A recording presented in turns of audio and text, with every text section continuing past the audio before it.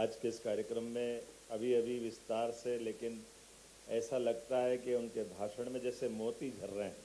हमारे माननीय विधानसभा अध्यक्ष माननीय नरेंद्र सिंह जी भाई साहब, जिनके भाषण तो सब देते हैं, लेकिन डायलॉग डिलीवरी जो होना चाहिए पर्याप्त अंतराल गैप के साथ विचारवान रूप से, ऐसे लग रहा शांत महासागर में कोई हिलोरे लेते हुए जहाज अपनी यात्रा करता गंतव्य की तरफ सने सने बढ़ता हुआ दिखाई देता। वो आनंद का एक अलग एहसास कराता। हम सौभाग्यशाली हैं, हमारे इस निर्माण कार्य के लोकार्पण के अवसर पर माननीय संसदीय कार्य मंत्री कैलाश जी भाई साहब जी ने कहा कि 89 के समय का, उस समय का भी वो दृश्य सब अपने सामने बताया। माननीय संसदीय मंत्री श्रीमान कैलाश जी विजयवर्गीय जी, आपका भी स्वागत अभिनंदन है, उनका भी हम वंदन करते हैं। जब तक मैं वंदन करता हूँ तो ताली वाली बजा के तो करना ही चाहिए। अपने बीच में से ये हमारा सौभाग्य है, एक तरह से वो 30 साल के दौर के साक्षी हैं, जिसमें हम आज के इस दौर से पुरानी विधानसभा के उस दौर में पहुंच रहे हैं। माननीय लोक निर्माण मंत्री, जिनके अपनी कल्पनाशीलता के बलबूते पर लोक निर्माण विभाग एक अलग प्रकार से पहुंच रहा है, जो हमारे पूर्व अध्यक्ष भी भाजपा के माननीय राकेश सिंह जी, आपका भी स्वागत अभिनंदन। और माननीय विश्वास जी और कृष्णा जी, ये भी हमारे यहाँ के माननीय मंत्रीगण हैं, जिनके कारण से भोपाल की ये 2 मंत्री हैं, अब हमारे 2 नंबर पे भोपाल आया। जोरदार अभिनंदन। और आगे बढ़े हम सब मिलकर के तो 1 नंबर पे भोपाल आएगा। ये बात सही है कि नंबरों के अंकन लाने में कुछ न कुछ अभी हमारे लिए थोड़ी मोटी चुनौती है, उसको भी दूर करेंगे। हमारे 2 विधानसभा अध्यक्ष, मैंने नरेंद्र सिंह जी भाई साहब को धन्यवाद दिया कि हमारे लिए आज की स्थिति में इस संसदीय क्षेत्र में खासकर विधानसभा के दरमियान जिनने उस चेयर को शोभायमान किया, वो और इतना उदार मन भी आपका है कि हमारे लिए आज 3 अध्यक्ष हैं। और संयोग ऐसा है कि ये प्रदेश की जनता का आशीर्वाद भी है, माननीय मोदी जी और हमारी पार्टी का प्रताप भी है कि आज तीनों, 2 पूर्व अध्यक्ष और एक वर्तमान अध्यक्ष, इसकी पूरी चिंता शुरुआत के दिन से जिनने ली है, माननीय डॉक्टर सीता शरण जी, माननीय श्रीमान गिरीश गौतम जी और माननीय नरेंद्र सिंह जी। इस नाते से ये ब्रह्मा विष्णु महेश है हमारे एक तरह से। इस हमारे विधानसभा की चेयर को करते हुए आपने जो अपना रोल अदा किया, नाम भी इतने अच्छे सब भोपाल को ही मिल गए ना, भगवान भी है तो रामेश्वरम भी है। सावन का महीना हमारे बीच, सौभाग्य की बात, अपने बीच सौभाग्य से एक किशन और एक मालती है, हमारे लिए सभापति और महापौर भी उस नाते से ही, विष्णु भगवान भी है, सारे यहीं मिल गए और कहीं गए ही नहीं किसी के पास। भोपाल ग्रामीण के भी विधायक, इस अवसर पर हमारे सारे अधिकारीगण और आप सब जितने मैं सामने देख रहा हूँ, माननीय मंत्री तुलसी भैया, लखन भैया, हमारे बीच बाकी माननीय सारे विधायकगण, वरिष्ठ विधायकगण, पूर्व मंत्रीगण, ये बिल्कुल सही बात है कि हमारे लिए वैसे तो लंबा इतिहास है, उस पर बात कम की जाएगी, लेकिन हमारे अपने प्रदेश के साथ ये जो सौगातें जुड़ रही है, मैं दोहराऊंगा तो नहीं, लेकिन 58 के बाद जब 58 में भवन बनाए गए थे, उसके बाद इस नए दौर के नए समय में बहुत पानी गंगा जी छिपरा जी में बह गया। आज अपना दुनिया का सबसे बड़ा लोकतंत्र माननीय मोदी जी के नेतृत्व में, जोरदार अभिनंदन करें यशस्वी प्रधानमंत्री का, दुनिया का सबसे बड़ा गणतंत्र भारत। और भारत ने वैसे तो हमारी लंबी यात्रा है, लेकिन 10-11 साल में वो सब हासिल कर लिया जिसके कारण से दुनिया हमारे लिए बड़े अचंभित तरीके से देख रही है और अलग प्रकार से जुड़ना भी चाहती। एक एक वो चीज़, जैसे मैं उदाहरण देना चाहूँगा भाई साहब, कल हमने स्पेन में हमारी वहाँ की एक मंत्री का अभिनंदन किया था। तो अभिनंदन करने में आमतौर पर हमारा जो ट्राइबल आर्ट का हमारा जो स्कार्फ है वो अपन ने दिया, और इतना अच्छा लगा उन्हें कि आपके ऐसे घूंघट भी निकालते ना, उन्हें घूंघट निकाल के बताया। मुझे लगा कि हमारे कल्चर को कितना प्रेम से देखना चाहते, कहाँ वो बदलते दौर का समय और कहाँ आज का समय। यहाँ भोपाल के कालरा बंधु जिनने 2 रेस्टोरेंट चालू किए, मैंने कल प्रेस कॉन्फ्रेंस में भी बताया। हमने कहा आपका ये रेस्टोरेंट चलता? बोला हाँ चलता है। तो हमने कहा कौन, कितने प्रकार? बोले 90% तो विदेश के लोग भोजन करने आ रहे हैं हमारे रेस्टोरेंट में। ये इतना आनंद से, वो प्रेम से, वो सारी शुद्धता के साथ इतना अच्छा लगता है कि हमारी एक एक चीज को विश्व में जो अब नए प्रकार से देखा जा रहा है, और बहुत सारी बातें हैं, लेकिन आज मैं मान के चलता हूँ जिस प्रकार से समय बदला है कि हम अपने राज्य के खास करके युवाओं के रोजगार के लिए, हमारे किसानों की अपनी उत्पादकता तो है, वो कपास उत्पादन कर रहे हैं, फल सब्जी फूल, अब अपना सिंचाई का रकबा भी बढ़ रहा है, लेकिन अब हमको विदेश की टेक्नोलॉजी लेकर के उनको और अच्छे से अच्छे दाम मिले और इस दिशा में हमारा और समृद्धि की तरफ कदम बढ़े, तो हमने इस अभियान को लेकर के राज्य के अंदर भी, राज्य के बाहर, देश के अंदर भी, देश के बाहर भी, तो ये जो अभियान सरकारों के साथ चलाया है, इसके आदर्श तो मोदी जी है। उन्होंने इसी तरह से यात्रा गुजरात को कहां से कहां पहुंचाया। जोरदार अभिनंदन करेंगे अपने बदलते दौर के समय के लिए। और एक एक करके वो सारी बात, जब हम अपनी समृद्धि की बात करते हैं तो स्वच्छता की बात भी आती, और स्वच्छता की बात में भी वैसे तो आदिकाल से भारत के लोगों की जीवन शैली सदैव लोगों को आकर्षित करती रही है।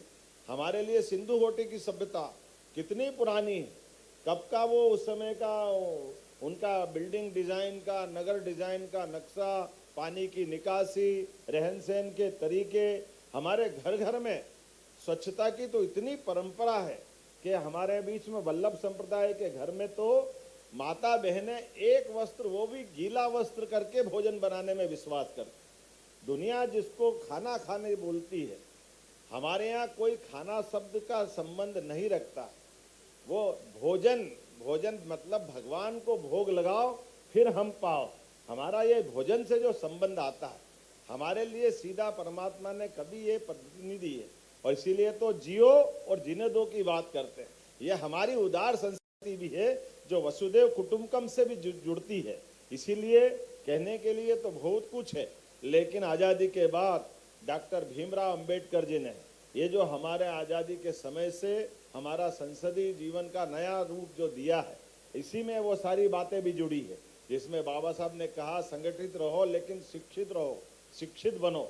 तो शिक्षित बनने के साथ नई टेक्नोलॉजी के आधार पर जो समय चल रहा है कि आप हमारे माननीय विधायक, अगर विधायक विश्राम गृह में भी आते हैं तो वह विश्राम गृह नहीं है, वो सेवागृह है। जोरदार अभिनंदन करो इस भावना के आधार पर। इसलिए हमारी सरकार ने भी अपना विजन डॉक्यूमेंट्स बनाते हुए विधानसभा के अंदर माननीय विधायक गण भी अपना पूरी विधानसभा में 5 साल में डेवलपमेंट का क्या खाका खींच के आते हैं, किस प्रकार से वो विकास की कल्पना करते हैं। इसलिए समग्र रूप से जब हम सारी चीज़ों को लेके चलते हैं, वो बदलते दौर का समय है, वो समय चला गया। मैंने कल भी उल्लेख किया था, संक्षेप में हम सब देखेंगे, कई और दलों की सरकारें भी 20-20 साल, 25-25, 50 साल चली गई, लेकिन आज हम इस बात को तो बोल ही सकते हैं कि सरकार के साथ लंबे समय गुजारने के बाद अगर आप विकास के दायरे में पीछे देखोगे तो आपको ध्यान में आना चाहिए, इसको अपने यहाँ एक शब्द बोला गया है, सिंहावलोकन।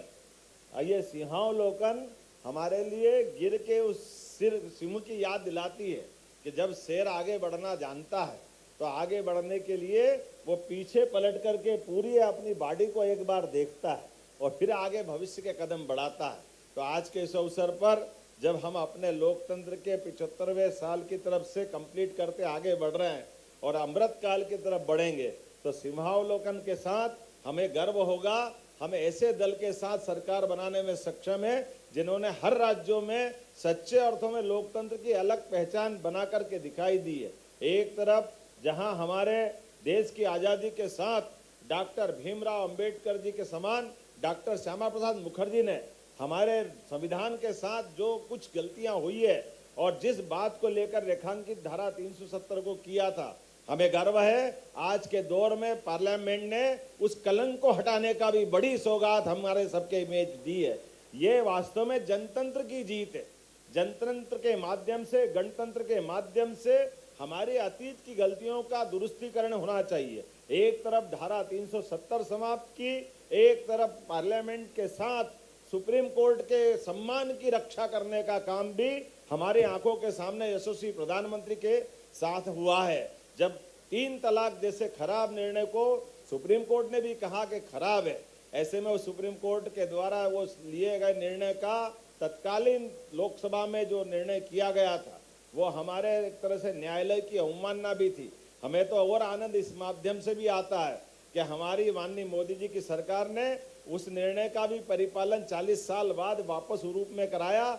जो कई बहनों के सावन का महीना है, जब हम अपनी लाडली बहनों की बात करते हैं तो मुस्लिम बहनों की जिंदगी भी अच्छी होना चाहिए। जोरदार अभिनंदन करें इस दौर के नाते से कि लोकतंत्र में मुस्लिम बहनों की जिंदगी भी अपने वर्तमान की भारतीय संस्कृति के हिसाब से उनकी सुख सुविधा के, उनके जीवन की चिंता करें।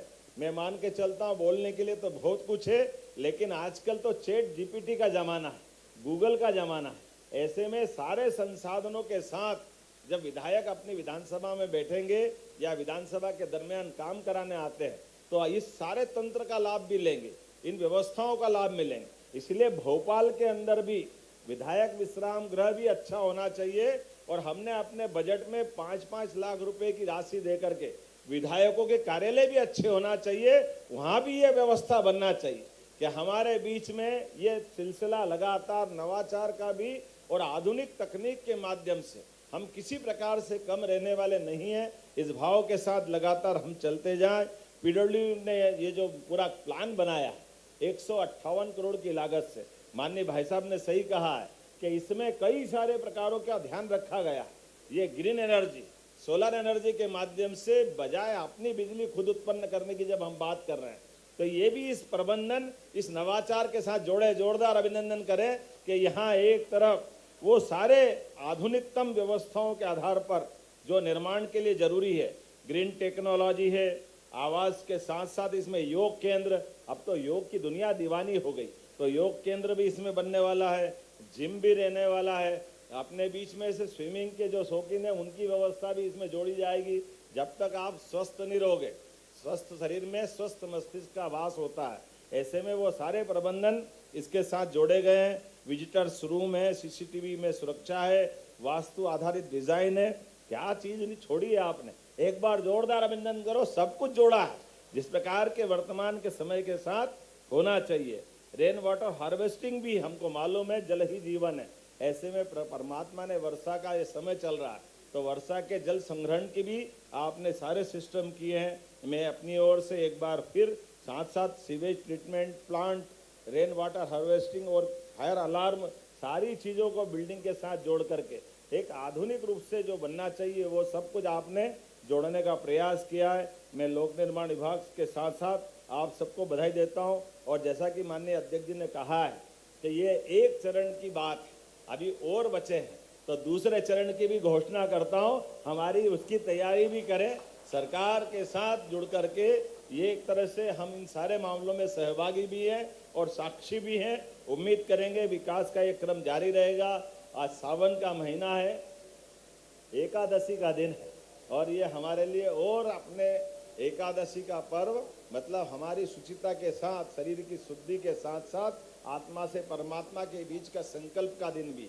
और आज सौभाग्य की बात है, बाबा महाकाल की दूसरी सवारी का भी दिन है। सवारी के साथ आज हमारे अपने प्रदेश ने जैसे तिरुपति बालाजी का, जगन्नाथ जी का, उनकी यात्राओं के माध्यम से, धार्मिक पर्यटन के माध्यम से उन राज्यों ने अपनी एक अलग पहचान बनाई है। इसी प्रकार से मध्य प्रदेश सरकार ने भी अपने धार्मिक दृष्टि से मध्य प्रदेश की पहचान बनाने के लिए हमारी सवारियों में बाबा महाकाल की सवारी, वैसे तो काल सबका हमारे साथ, सबके साथ महाकाल 24 घंटे हर सांस के साथ विद्यमान है, क्योंकि एक सांस से आवागमन जीवन का जुड़ता है। एक सांस आई तो जीवन और दूसरी सांस नहीं आई तो भारत माता की जय, इतने में तो महाकाल याद आ जाते हैं। ऐसे में सबके रोम रोम में महाकाल समाये हुए, तो ऐसे में महाकाल हम सबकी ये जीवन यात्रा का भी आनंद है। लेकिन लौकिक रूप से आज निराकार से साकार की यात्रा धारण करके सावन के महीने में बाबा महाकाल जब घूमते हैं तो हमारे सारे लोगों का, प्रदेश का और देश का और अब तो सनातन संस्कृति का मान एक अलग प्रकार से कहां पहुंच जाता है। इसलिए हमने कहा कि देवस्थान में भी हम सामाजिक समरसता की बात केवल शब्दों से न बोलते हुए उसको चरितार्थ करके दिखाएं। तो हमारे आदिवासी अंचल के सभी गांवों से बुला करके आदिवासी भाई बहन, सभी प्रकार के सभी समाजजनों को साथ लेकर के केवल मध्य प्रदेश के नहीं, देश भर से आह्वान करते हुए ऐसी हमारी प्राचीन संस्कृति के आधार पर जिनकी आस्था और जीवन शैली, उनको सबको जोड़ करके सवारियों के साथ हमने अपने मूल उद्देश्य को भी सामने लाने का प्रयास किया है कि हमारे अपने देवस्थान ये सबको समेट करके एक साथ लेके चलने के संकल्प की प्रतिपूर्ति होती है। आइए हम सब अपने इस नए निर्माण के साथ साथ अपने उसी उदात्त भाव को लेके चलें जिसके आधार पर एक शब्द में पूरे हमारी संस्कृति का निचोड़ आता है, जिस निचोड़ से भारत का हर नागरिक भारत के बारे में क्या सोचता है वो शब्द है भारत माता की। इसी में सब कुछ समाहित है। मेरी अपनी ओर से पुनः आप सबको बधाई, बहुत बहुत धन्यवाद।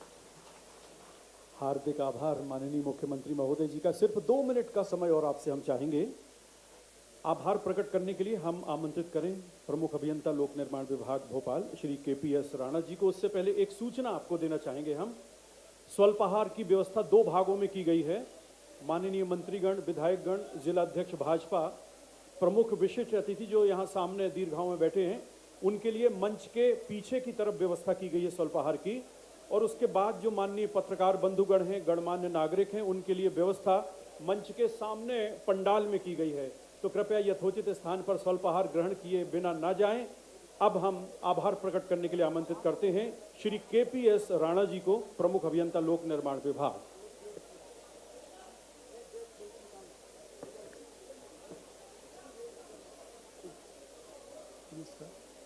आज के इस पावन अवसर पर नवीन विधायक विश्राम गृह के भूमि पूजन कार्यक्रम में पधार कर इसे गर्मामय बनाने हेतु मैं प्रमुख अभियंता लोक निर्माण विभाग आप सभी का हृदय से आभार व्यक्त करता हूँ।